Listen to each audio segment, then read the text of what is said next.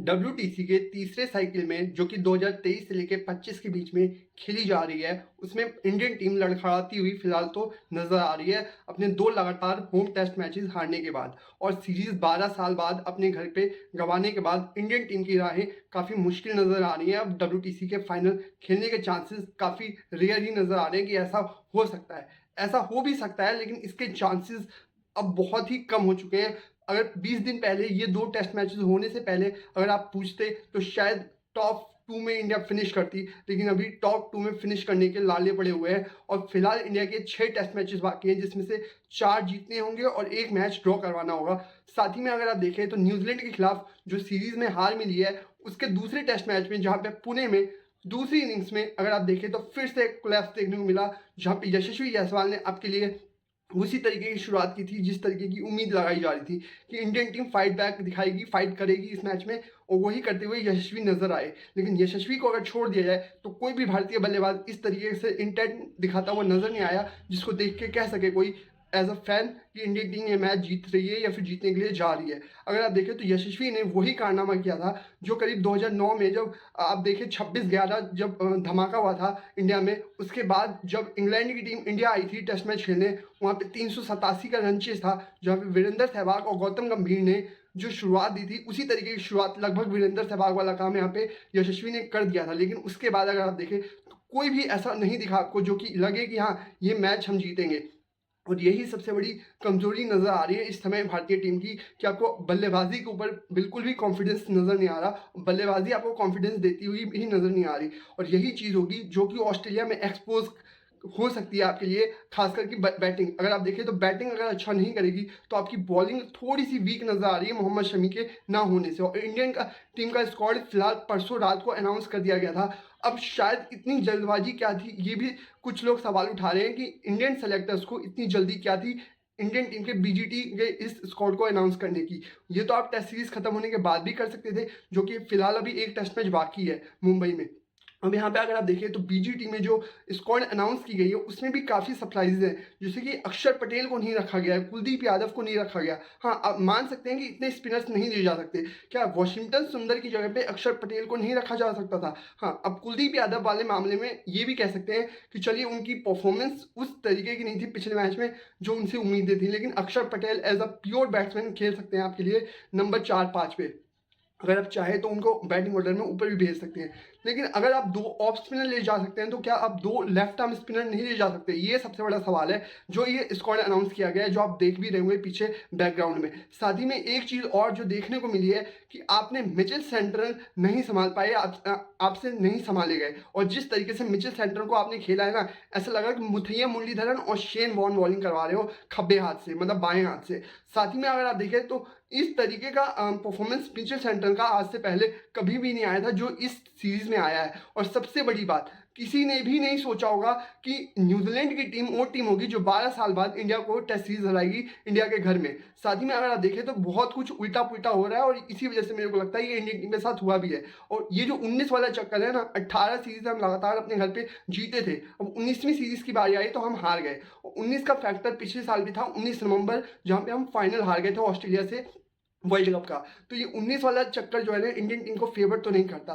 साथ ही में उल्टा पुल्टा मैं क्यों बोल रहा हूँ, अगर आप देखें तो इंडियन टीम अपने घर पे 12 साल बाद सीरीज हारी, और उधर लगभग पाकिस्तान की टीम अपने घर पे टेस्ट सीरीज जीत गई इंग्लैंड से। और इंग्लैंड का जो बैस बॉल था ना, वो बैस बॉल वहीं पे दफन हो गया जहाँ पे उन्होंने शुरू किया था। और बैस बॉल का अंदाज पहली बार पाकिस्तान में दिखा था इंग्लैंड की तरफ से, और वहीं पे बैस बॉल खत्म भी होता हुआ नजर भी आया। जिस तरीके से पाकिस्तान ने खेला है क्रिकेट, उन्होंने जैसी मर्जी पिच बनाई हो अपने घर पे, उन्होंने टेस्ट सीरीज जीती है, उनके लिए बहुत बड़ी बात है। वो लोग पागल हो रखे हैं, और इंडिया में भी लोग पागल ही हो रखे हैं क्योंकि इंडियन टीम टेस्ट सीरीज हार चुकी है। और रोहित शर्मा जब प्रेस कॉन्फ्रेंस में आए, उनसे ये पूछा गया क्या ये टेस्ट सीरीज आपको हारनी चाहिए थी, तो उन्होंने ये एक्सक्यूज दिया है कि 12 साल में एक आध बार चलता है। लेकिन इनको ऐसा बोलना नहीं चाहिए था एज अ कैप्टन। अगर आप देखें तो जिस टीम को फ्रंट से लीड कर रहे थे उनको इस तरीके का स्टेटमेंट नहीं देना चाहिए था। अगर आप देखें तो कुछ तो गलतियां हुई हैं, खास करके कप्तानी में उस तरीके का आप नहीं देखते होंगे इस सीरीज में कि कप्तानी हुई है रोहित शर्मा की तरफ से।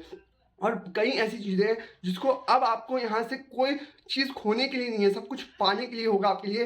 क्योंकि अगर यहाँ से एक आध मैच इधर उधर होता है अप डाउन, तो आप WTC के फाइनल से बाहर हैं लगभग, आप मान के चलिए। और नीचे वाली टीमों के लिए आपने विंडो खोल दी है, जैसे साउथ अफ्रीका, श्रीलंका, ये सभी इसी इंतजार में बैठे हुए थे कि इंडियन टीम कहाँ गलती करे और कहाँ एक दो मिस्टेक्स करे और वहाँ पे हमारे लिए विंडो खुले।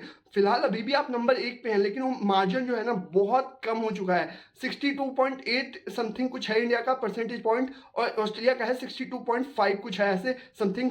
तो उस हिसाब से अगर आप देखें तो बहुत कम मार्जिन है। अब आपको यहाँ से कोई गलती नहीं करनी है, और 3 टेस्ट मैचेस कम से कम ऑस्ट्रेलिया में आपको जीतने हैं, और एक टेस्ट मैच जो इस सीरीज का बाकी है, क्योंकि आप क्लीन स्वीप नहीं होना चाहेंगे कि आप 3-0 हार जाएं। और जिस तरीके का कॉन्फिडेंस फिलहाल अभी न्यूजीलैंड की टीम के पास होगा ना, जो 12 साल बाद उन्होंने कारनामा किया है, उसका कॉन्फिडेंस हो सकता है कि इस सीरीज को 3-0 जीतने की नज़र से देख रही होगी न्यूजीलैंड की टीम। और इसी चीज़ से इंडियन टीम को बच के रहना होगा, क्योंकि अब आप पार्ट ऑफ विकेट भी नहीं दे सकते। अगर पार्ट ऑफ विकेट दिया पिछले साल की तरह, जो वॉर्डर ऑस्कर ट्रॉफी घर पे हुई थी, वहाँ पे अहमदाबाद की पिच अगर आप देखें तो एकदम फ्लैट विकेट थी, जहाँ पे मैच हमने ड्रॉ करवाया था। तो ड्रॉ के माइंडसेट से तो नहीं जाएंगे, क्योंकि ड्रॉ के माइंडसेट से अगर आप गए तो आपको ये भी पता है कि हमको ये टेस्ट मैच जीतना है और रिजल्ट हमारे फेवर में आना चाहिए, क्योंकि आपको 4 मैचेस 6 में से जीतने हैं। तो आप ऑस्ट्रेलिया में मान के चलिए कि आप 3 जीतेंगे, ये तो नहीं होगा 5-0 आप जीत जाएंगे।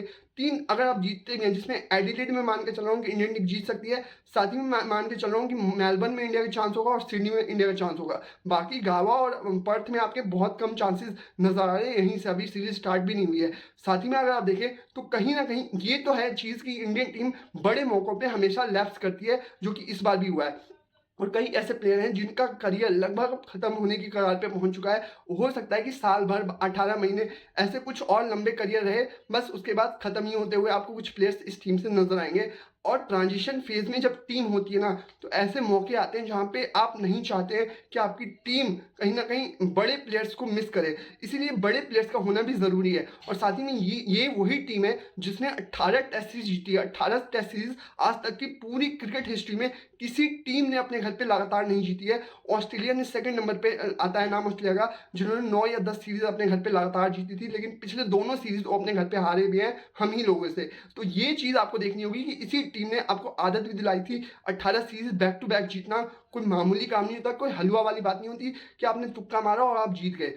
साथ ही में अगर आप देखें तो एक आध सीरीज फिर भी आप मान सकते हैं कि इंडियन टीम हारी है, लेकिन मेरे को लगता है ये हार आपकी फेवर में ही अच्छा करेगा, आपकी ये ही अच्छा करेगा, क्योंकि हार जो होती है ना वो कई चीज़ों को दिखाती है कि आपको क्या, आपने क्या क्या गलतियां की हैं। और जीत जो है ना काफ़ी चीज़ों को छुपा देती है। जब आप अच्छा कर रहे होते हैं, जब आपकी टीम अच्छा कर रही होती है, तो आपको पता नहीं लगता कि आपने क्या क्या गलतियां की हैं, लेकिन अब यहाँ पे सब कुछ पता लग रहा है कि आपने क्या क्या गलतियां की हैं इस पूरी टेस्ट सीरीज में। अब आपका मिडिल ऑर्डर नहीं चला, आपका लोअर मिडिल ऑर्डर नहीं चला, आपका पूरा टॉप ऑर्डर जो कि पिछले कई सालों से नहीं चल रहा है वो भी नहीं चला। तो ये सारी खामियां और गलतियां नजर आई हैं। और साथ में बॉलर्स पे जो इतना क्रिटिसिज्म हो रहा है ना कि बॉलर्स ने क्या किया, बॉलर्स क्या करेंगे जब बल्लेबाजी कभी 46 कभी 156 बनाएंगे, तो फर्स्ट इनिंग का टोटल हमेशा मायने रखता है। अगर आप टेस्ट क्रिकेट में फर्स्ट इनिंग में पिछड़ गए ना, तो टेस्ट क्रिकेट के अंदर वापसी करना बहुत मुश्किल काम है। इसीलिए कहा जाता है कि टेस्ट क्रिकेट की इंपॉर्टेंस जो है ना फर्स्ट इनिंग में सबसे ज़्यादा होती है, चाहे कोई भी टीम हो।